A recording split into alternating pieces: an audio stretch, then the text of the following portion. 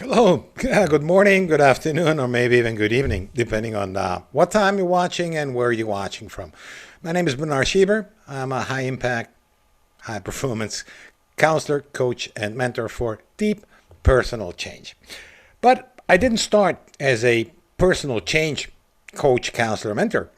I remember back in the 80s while I was in the military, and this is something that I mentioned on the video 3 days ago, I think it was, when I first got confronted with personal change while I was playing handball, switching hands and stuff like that. But no, back in the 80s when I served in the Marine Corps, I had the opportunity to meet very interesting people in the interrogator translator team.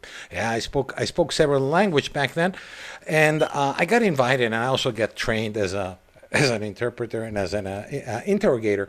So back then, I found it amazing how people can change their mind. How can you get somebody to change not just their mind, but their behavior?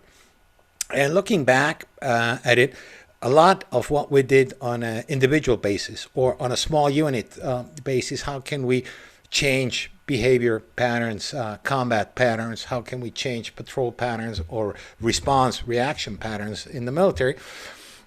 I did that also on the corporate side. And while studying sociology, communication, and market psychology, I had a wonderful book. It was called Zeit im Wandel.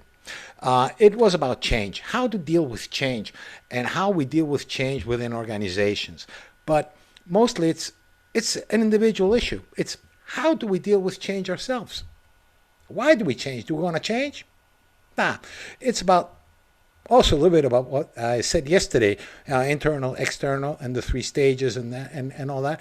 But now, when we come to a change assessment, before you change, you have to assess your own change. You have to make a self-assessment, a self-inventory, and then you have to assess the change, the process, and the result. So that's a triple assessment of yourself. That means your status quo, where are you, the situation, the analysis of where you're starting from with all you've got, where do you want to go to, where do you want to get, how far do you want to get, what do you need to change. That's kind of the result. And then the process. What do you need? What new skills? What new knowledge? What new abilities? What new partners? What new friends? What new allies? What enemies? You can actually conduct a five paragraph order, a SMAC, situation, mission, execution, admin, and command for that process of change. So the first thing is raised the checklist. Why? The raised. Who says you have to change? Your partner, your wife, your kids, your boss, your colleagues, or is it yourself? That's who is promoting that change.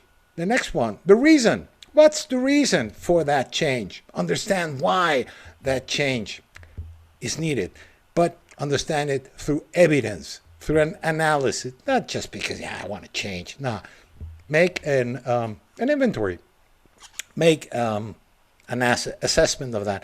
Then return. What do I get in return? It's always trade-offs. I mean, balance. Life is all about balance, and change is also about balance. What do I give up in order to gain something new?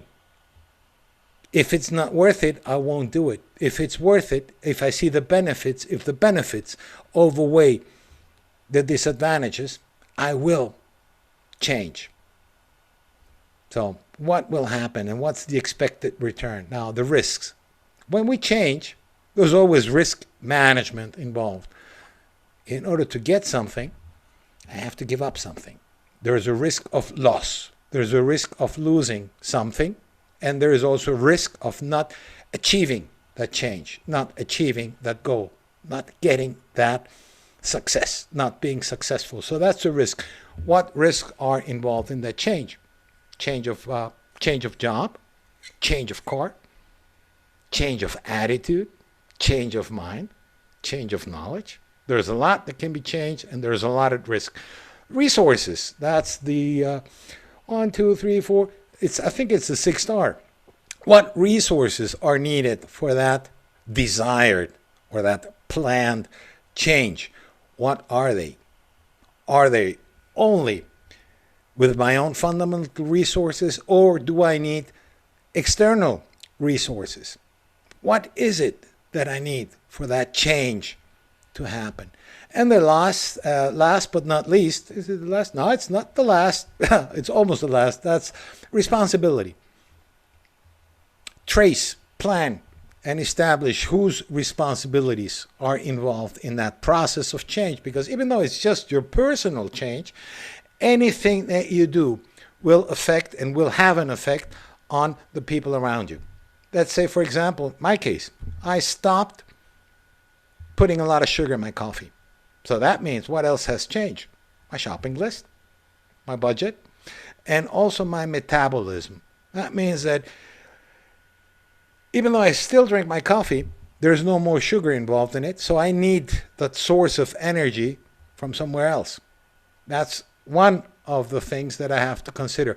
Responsibility is also about other people.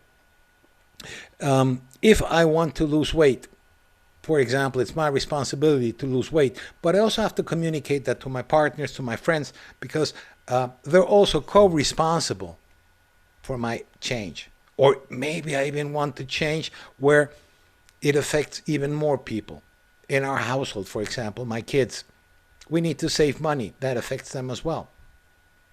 They are responsible also for certain parts of that change. And now, last but not least, and it's included a little bit in the sixth one, it's the relationship with this change and other changes. If you want to change, for example, your system of beliefs, you won't change only one.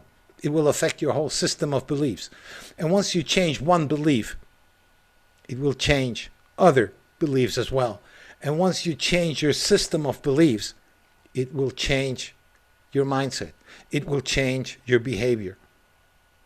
Because change never comes isolated. It's not just one simple thing.